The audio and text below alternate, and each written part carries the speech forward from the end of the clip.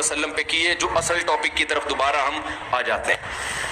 پہلا انعام، آپ یتیم تھے، اللہ نے آپ کو ٹھکانہ دیا۔ دوسرا انعام، آپ علم نہیں تھا آپ کے پاس حلال و حرام کا، اللہ نے آپ کو شریعت کا علم دیا۔ تیسرا، آپ غریب تھے، اللہ نے آپ کو غنی کر دیا۔ یہاں بھی ایک ٹیکنیکل پوائنٹ، پھر قیام طعام کی طرف چلتے ہیں تو ذرا علمی باتیں ہیں نا بیچ میں آ جائیں۔ دیکھو، غنی کیا ہے اللہ نے۔ غنی کا مطلب کیا ہوتا ہے؟ ایسا انتظام کر دینا کہ آپ دوسروں کے محتاج نہ رہیں۔ آج ہمارے یہاں فقیروں کو بھیک دے دے کے اور بگاڑ دیتے ہیں۔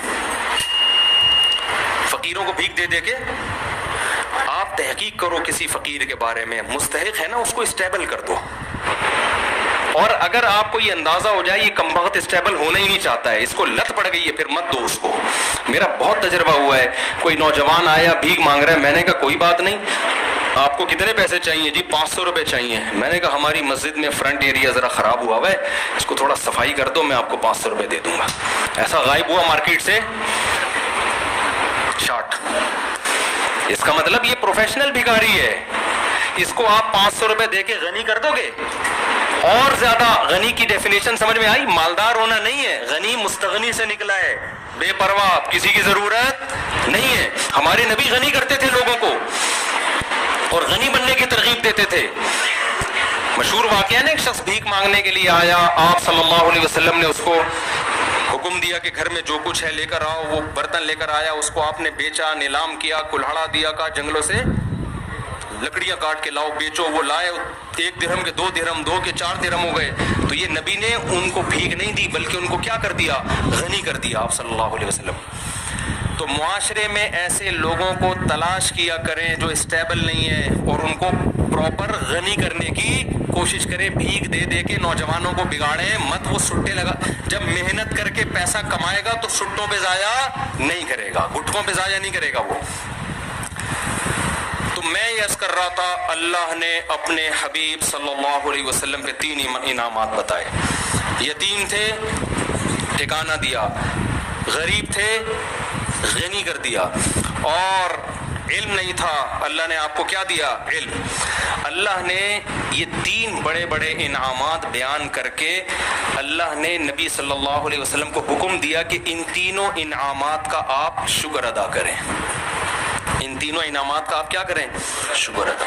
کیسے؟ ہم جب شکر ادا کرنا چاہتے ہیں ہم کیا کہتے ہیں؟ اللہ تیرا شکر۔ ہم سمجھتے ہیں شکر ادا ہو گیا۔ اللہ ہم پر کوئی انعام کرے ہم کہتے ہیں اللہ کا بڑا فضل ہے، ہم سمجھتے ہیں اس کا شکر ادا بولو ہو گیا۔ آواز تو سب کو صحیح آ رہی ہے نا؟ اتنا کافی نہیں ہے، یہ بھی ضروری ہے کہ منہ سے بول دیں کہ اللہ کا شکر ہے، لیکن اتنا کافی نہیں۔ اگر اتنا کافی ہوتا تو اللہ اپنے حبیب پر 3 انعام کر کے کہتا کہ اے نبی آپ شکر ادا کر دیں۔ زبان سے کیا کہہ دیں؟ الحمدللہ۔ نا نا نا، قرآن نے کہا آپ یتیم تھے، ہم نے آپ کو کی کفالت کا انتظام کیا، لہذا فَأَمَّا الْيَتِيمَ فَلَا تَقْهَرْ۔ اب کسی یتیم کو آپ کو دھکے دینے کی اجازت نہیں ہے، آپ کو یتیموں کی کفالت کرنی پڑے گی۔ سمجھ میں آ رہی ہے کہ نہیں آ رہی ہے؟ نعمت کا شکر یہ ہے کہ جو اللہ نے آپ پر انعام کیا وہی انعام آپ آگے پارسل کر دو۔ سمجھ رہے ہو؟ اس کی قدر کرو کہ میں یتیم تھا، اللہ انتظام نہ کرتا تو میرا کیا حال ہوتا۔ لہذا معاشرے میں اگر میرے رشتہ داروں میں کوئی یتیم ہوتا ہے تو میں نے بھی اس کے ساتھ احسان کرنا ہے۔ دوسرا، اللہ نے آپ کو شریعت سے بے خبر پایا، باخبر کر دیا، اس کا حکم دیا اما بنعمت ربک فحدث۔ رب نے جو آپ پر نعمتیں کی ہیں، علم کی نعمت خاص طور پر، اس کو آگے آپ نے بیان کرنا ہے۔ جو علم اللہ نے آپ کو دیا ہے اسے لوگوں میں تقسیم کرنا ہے۔ علم کی نعمت کیا ہے کہ اس میں بخل نہ کرے انسان، چاہے وہ دین کا علم ہو یا دنیا کا علم ہو۔ آج کسی سے اس کے بارے میں اس کے پاس کوئی نالج ہو، آپ لینے کے لیے چلے جائیں، بعض لوگ سخی ہوتے ہیں، بعض گھنٹہ لگا دو گے وہ آپ کو نالج نہیں دیں گے، اس کو یہ ڈر ہوتا ہے کہ یہ بھی نہ سیکھ جائے کہیں۔ تیسرا انعام اللہ نے کیا کیا؟ آپ مسکین تھے، غریب تھے، اللہ نے غنی کر دیا. لہذا وَأَمَّا السَّائِلَ فَلَا تَنْهَرْ، کوئی مانگنے کے لیے آئے تو اس کو دھتکارنا نہیں ہے. اس سے ہمیں کیا پتہ چلتا ہے بھائی اس آیت سے؟ کہ اللہ ہم سے یہ چاہتے ہیں کہ جس نوعیت کا اللہ نے ہم پر احسان کیا، ہم اسی نوعیت کا احسان مخلوق پہ کرنا شروع کر دیں. سمجھ میں آ رہی ہے بات کہ نہیں آ رہی ہے؟ جس نوعیت کا اللہ نے احسان کیا.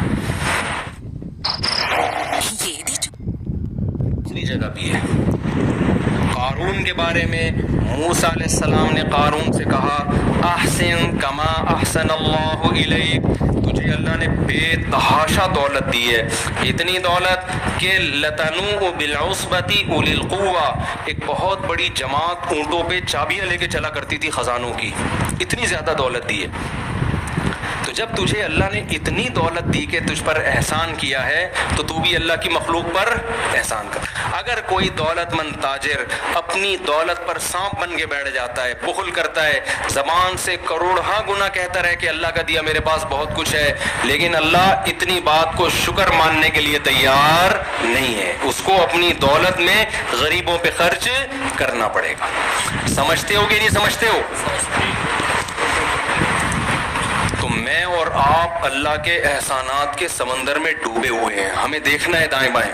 سب سے بڑی نعمت جو ہمیں ملی ہے وہ توحید کی نعمت ملی. اللہ نے ہمیں مسلم گھرانے میں پیدا کیا. اس کا تقاضا یہ ہے کہ جو غیر مسلم ہیں ہم ان کو مسلم بنانے کی کوشش کریں. کذالک کنتم من قبل، اللہ نے صحابہ سے کیا فرمایا؟ جنگ میں صحابی رسول نے، ایک شخص آیا نا لڑنے کے لیے، تو جب وہ تلوار کی زد میں آیا تو اس نے فوراً کلمہ پڑھ لیا،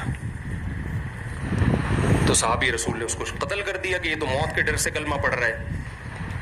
ہمارے نبی کو علم ہوا، آپ صلی اللہ علیہ وسلم اتنا غضبناک ہوئے، فرمایا ہلا شققت قلبا، تم نے اس کے دل کو چیر کے کیوں نہیں دیکھا؟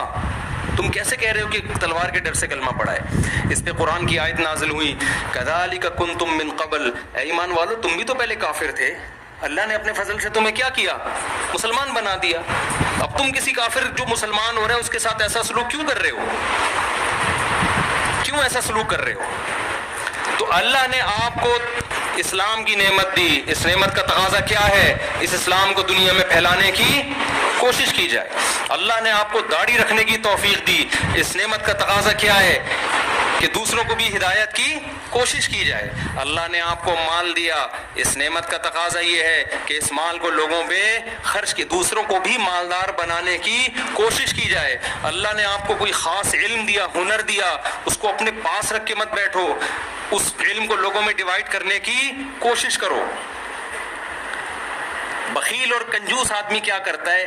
وہ کہتا ہے اگر میں نے لوگوں کو بتانا شروع کر دیا تو میرے پاس ہجوم کم ہو جائے گا. حقیقت میں ایسا ہوتا نہیں ہے. دنیا میں جس کو اللہ نے نعمت دی اس نے ڈیوائڈ کیا ہے نا، تو اس کے پاس اس نعمت کے خزانے بڑھنا شروع ہو جاتے ہیں اور آتے ہیں اس کے پاس خزانے. تو یہ 3 نعمتیں اللہ تعالیٰ نے بیان کی ہیں اور 3 نعمتوں کا شکر بیان کیا. تو ان 3 نعمتوں ہمیں تو ہزاروں اس کے علاوہ بھی ہیں، تو 3 کو تو ہائی لائٹ کیا جا رہا ہے.